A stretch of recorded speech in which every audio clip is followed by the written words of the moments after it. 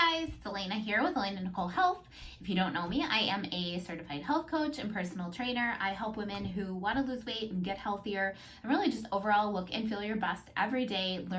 Do it in a realistic and sustainable way. So if you're ever interested in learning more about working with me as a health coach or even personal training, definitely reach out. I'm on all social pages at Elena Nicole Health. You can also reach me on my website at elenanicolehealth.com. So today I'm talking about some of my tips for getting up early and working out.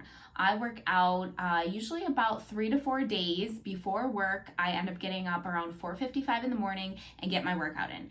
The reason being because that is the time that is least likely to get interrupted or scheduled over in my calendar, my schedule. So when I'm helping someone come up with a workout plan and just an overall healthy lifestyle plan, movement is a key piece of it. And the way to be consistent with that and help you be more committed to it is finding a time that works for you that is least likely to get interrupted or scheduled over. That's the first piece. The second piece is have like a set goal number of times that you would like to get a workout in. So, if you do have to swap days or something does come up, you oversleep, okay, I have 5 to get in for the week or 4 or 3 or whatever your number is, and you can always make that work working with the time that you have. And before I get started with today's video, I'm just going to show you what my shirt says because you're probably wondering if you're watching from the beginning, like, what does she love? What does her shirt say? So I'll just show you. I love coffee. If you know me, you know I am obsessed with coffee. I am kind of a coffee snob. I really love local coffee shops and cappuccinos, and I'm always on the search for like finding the best, cutest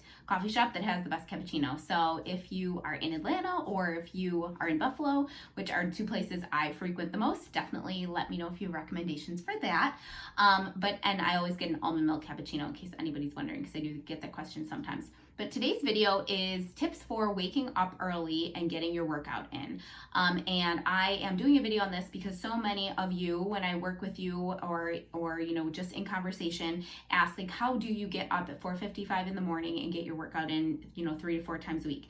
And because it is challenging. Obviously, we're tired at 4:55. We don't want to get out of bed. We're comfortable, and it's really hard to do. So I do have some tips that help you to navigate through that because it's absolutely possible.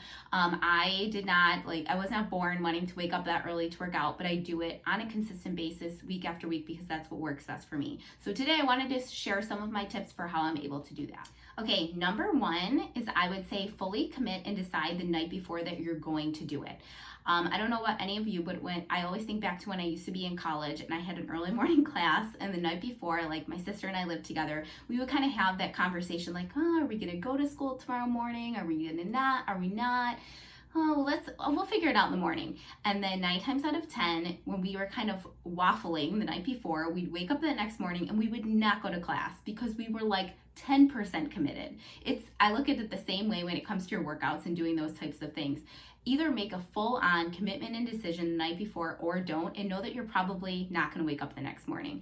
I think it's very important to kind of go into it, making that decision, committing 100%, I'm going to do it, and you're way more likely the next morning to follow through with your commitment. Okay, number 2 is set your clothes out the night before. Whether it's sneakers if you're leaving the house or you need sneakers to do your workout, your top, your yoga pants, your sports bra, whatever it may be, even headphones if that's something that is easier for you to have set out so you don't have to go and grab it. I will set everything out if I'm going out to the gym as far as socks, sneakers, my clothes, my headphones, even my headband, because that way I just have to get it, change, and go. Right now I've been working out at my home, so it's a little bit easier. Some of the workouts I do, I don't even need sneakers, so it's like I only have to change a couple of things, go downstairs, and I'm good to go. But I recommend setting everything out that you will need just so it makes it that much easier, one less step for you to do in the morning. Okay, the next thing sounds kind of silly, but it totally works, is I charge my phone across the room in the wall that is not next to my bed. So I literally have to get out of my bed and go and turn the alarm off when it goes off in the morning. So I am way less likely to just like put my arm over when I have done it and plugged it in next to my bed and turn it off and then just like roll back over. It's a little bit harder. It actually breaks me out of that sleep and that kind of comfortability in my bed, and I have to get up and go across the room. So I actively have to decide, no, I'm not going to do this. I'm going to turn it off and I'm going to go back to bed. So it just adds in that other layer that you have an extra second to like consider, what do I actually want to do here?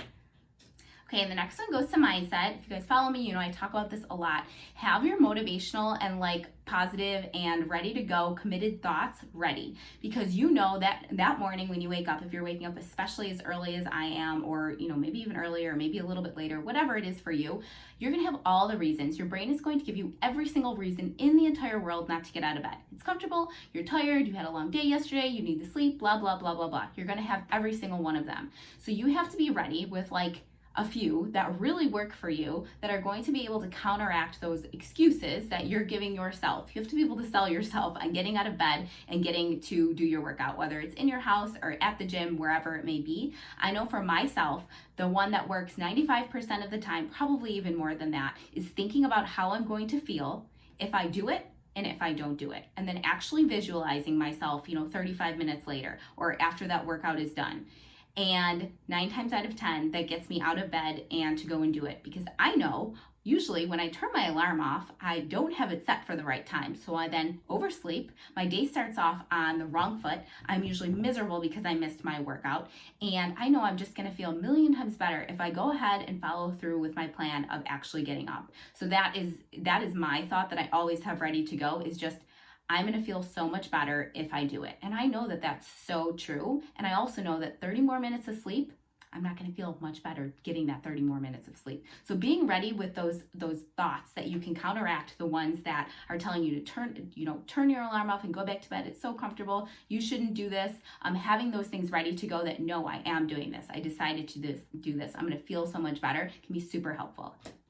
Okay, next is have a plan. Know what you're gonna do when you get out of bed. It is way harder to get up and just think, okay, I'm gonna go work out, I'm gonna go exercise, I'm gonna move.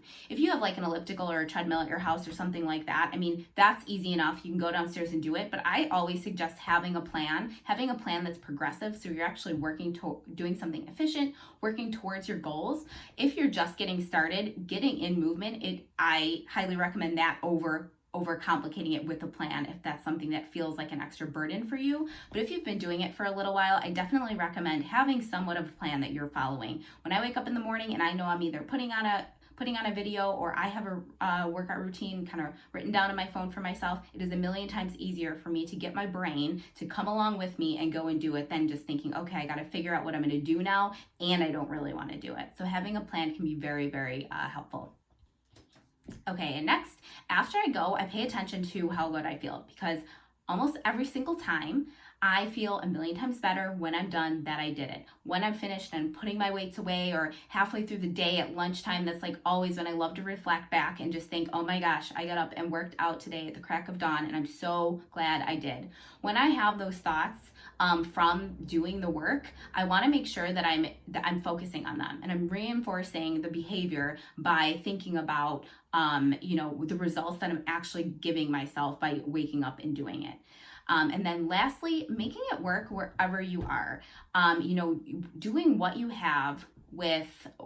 Doing what you can with what you have where you are. Sometimes I'm at my house. Sometimes I've been at my sister's house in Buffalo. She luckily has like workout equipment and a gym in her house, but she didn't always. And sometimes I would run, I would walk, I would take my daughter if I had to. Doing what you can with what you have where you are is so, so key. I mean, I've been in the middle of moving, but if you're waking up and getting your workout in, work with what you have, even if you have no equipment. Okay, and then last, just repeating it over and over until it becomes easier to do than not to do. And that is basically how it works with any habit. Now for me, if I don't wake up in the morning and I don't get my workout in, literally halfway through the day, I'm just like, oh, I wish I would have. So while it doesn't necessarily, I don't know if it gets easier to wake up in the morning, we get so much mentally and physically and emotionally stronger. I know how to just kind of counteract my own excuses and my own negative thoughts and negativity that keeps me in bed, or used to keep me in bed. I know how to just push right back at that and go ahead with, my commitment and my plans.